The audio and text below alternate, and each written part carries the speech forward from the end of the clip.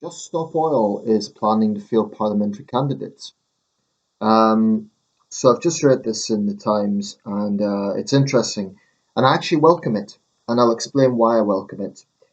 So this is from the 20th of February, and the report's by Ali Matib. Just Stop Oil plans to put candidates up for election if Labour MPs do not sign a pledge to resign if a Labour government does not cancel oil and gas licences granted by the Tories.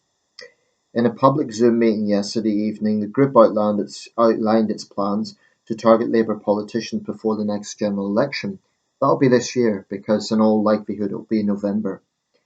It was reported on Sunday that the group wanted to occupy MPs' offices, adding to concerns about protests at their homes. One Just Stop Oil activist told more than 80 others on the call, "We give the politicians a bloody nose. Sorry, that's not exactly non-violent. Metaphorically, and we change the argument. We do aim at some point to take the reins and to take political power." The group advertised the Zoom event as a chance to hear about the secret plan to call nationwide election chaos. The Reverend Mark Coleman, who has twice been jailed for participating in Insulate Britain and Just Stop Oil actions, is standing in the Rochdale by-election. Just Stop Oil was asked for comment. Now, I welcome this. The reason I welcome it is because if these people actually put themselves up for election, whether it be on a Just Stop Oil platform or as independents, and then they're known to be associated with Just Stop Oil, I think they will absolutely be get no support at the polls, or very, very little. Um, I mean, it's true that any new party will struggle. That's true. But the thing about this group is they've always shown a contempt for democracy. They've always shown a contempt for the public. And maybe being rejected at the polls will finally show them just how unpopular they are, entirely as a result of their own actions. Um, but this is these sort of threats, and that's what they are really, in threatening to occupy offices, threatening to cause mass disruption in the election, whatever that means. I mean, you could read into that any number of ways. It could either be their conventional obnoxious stunts, gluing themselves to things, vandalism, that sort of thing, or it could be something even worse, maybe, who knows, election interference. It could be fraud, trying to interfere with ballots, that sort of thing. I mean, who knows? The point about this group is they can be quite vague about what exactly they plan. But I welcome it because it will show in a crystal clear way that the public reject them. Now, they will get some votes, and in some areas, probably the likes of Brighton, I imagine they'd have a fair bit of support. Um, but I welcome it because I think it will show them that there's no public mandate for what they're doing in their argument. I mean, the thing is, a lot of the focus against Just Stop Oil has been about their obnoxious behaviour, and that's understandable because it has caused enormous stress and frustration for the public, not to mention criminality. But not enough is actually made of their arguments because a lot of people have taken the approach of, I don't agree with your approaches, but I'm sympathetic to your arguments. Well, I'm not a climate change skeptic. I think that we are seeing the world heating up. We are seeing consequences of this, although it's not a black and white issue. Um, I mean, I could point to the wildfires recently in Chile, but then it's been cited that arson was also a factor in that, and that's been true of a lot of deadly wildfires in recent years. So, do you say that's the world heating up, or do you say yes, the world's heating up and the arsonists aren't helping? Incidentally, I think that's an evil crime. I would treat that as mass murder if it is found that arsonists are behind it. Um, but I mean, these veiled threats to occupy MPs' offices. Well, what will that do? That will intimidate their staff. It's just obnoxious. They claim that they're non-violent simply because they're not throwing punches and throwing bombs. But I would argue that what they're doing, deliberately seeking to hurt people, deliberately seeking to cause stress and disruption, is not peaceful. It's not peaceful in the sense of we believe strongly in this, but we're not going to aggravate them. Um, they've often compared themselves to the suffragettes. There is some similarities in the sense that the suffragettes were militant. Now, a big misconception is mixing up the suffragettes with the suffragists. Well, Just Stop Oil is more like the suffragettes. And what did the suffragettes do? They planted bombs. They killed up to 4 people, apparently. I didn't know that statistic until recently. But for over 100 years, there's been this narrative that the suffragettes got women the vote. It was the suffragists that got women the vote, and the changing labour demographics brought about by World War One.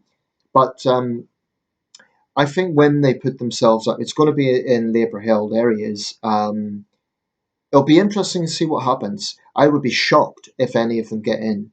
Um, if it did happen, then even that wouldn't necessarily be a bad thing, because an elected politician, it's all very well to be a professional protester, but an elected politician, if they were to openly advocate for law breaking, criminality, they'd find themselves in a very, very difficult position. I mean, Caroline Lucas is skirted close to the edge, being the only elected Green when she has not openly endorsed Just Stop Oil, but she's refused to condemn them. Um, I don't think much of Caroline Lucas. I don't think much of any Green in this country, quite honestly, because I think they are, I don't think they're responsible environmentalists. I think they're quite an extreme political force. Green on the outside, red on the inside, arguably. That's by the by. So yeah, I welcome it, and I would say one thing to the good Reverend. Where's the Christian charity in deliberately seeking to antagonize your fellow citizens, in deliberately seeking to hurt people in that way? Where's the Christian charity when someone is trying to get their sick child to hospital and you're blocking a road? Where's the Christian charity in mindless vandalism that someone else has to clean up? Um, if he really wants to be a good Christian, why doesn't he go to a developing country and help some sustainable project? That could possibly, campaign for deforestation or something that doesn't involve aggravating the public in the same way.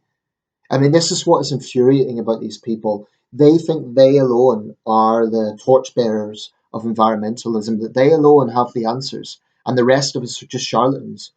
They have a complete and utter contempt for the public. That's what stands them out. This group has never tried to convince the public. They don't care. So, to that extent, I call them sociopaths, because they really don't care. And the only reason they're standing in this election isn't to get the public mandate, it's to pressure Labour MPs. Now, in a democracy, it's legitimate to pressure politicians, but some of that reads to me like veiled threats, occupying offices. Um, I'm all for criticising politicians. I've done plenty of it myself, but I do think that's crossing a line, occupying offices.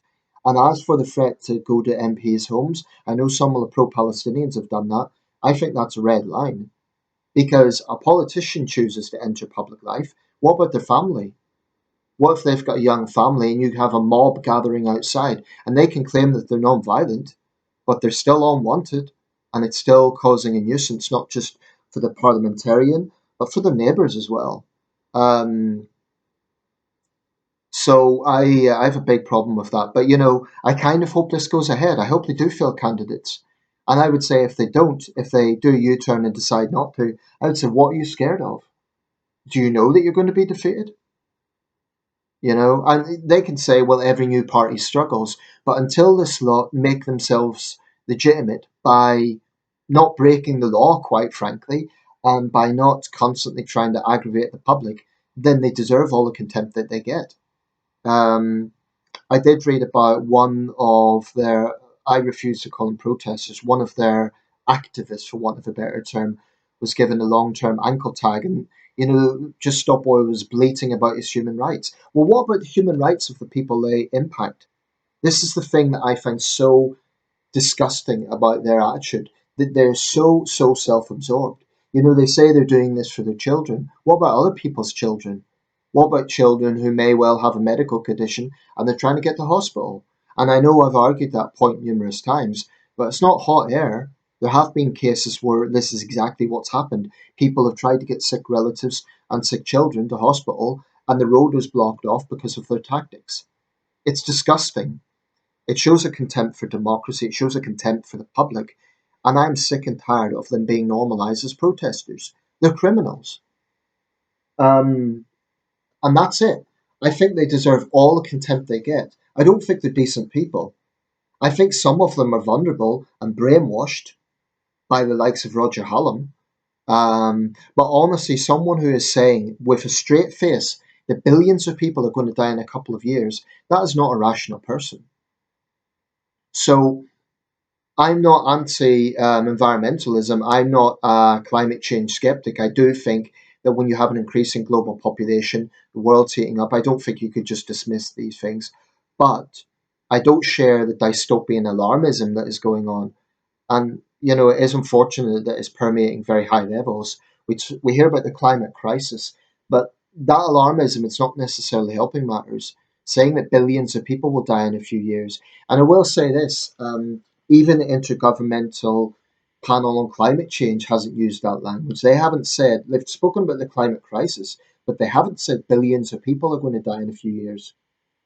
I mean, there isn't a war in history that's killed that many people. There isn't a pandemic in history that's killed that many people. The Black Death cost around maybe 100 million deaths, and that was the biggest killer it's fought in human history. Smallpox and Spanish influenza are also up there. But I've never made a secret. I have contempt for Just Stop Oil and what they do. And I hope they are metaphorically given a bloody nose at the polls, because then they will finally realise the public reject their vile antics. In fact, I would support any candidate who stands against them for that purpose. To speak out, I'd be tempted to do it myself if I was in an area where they.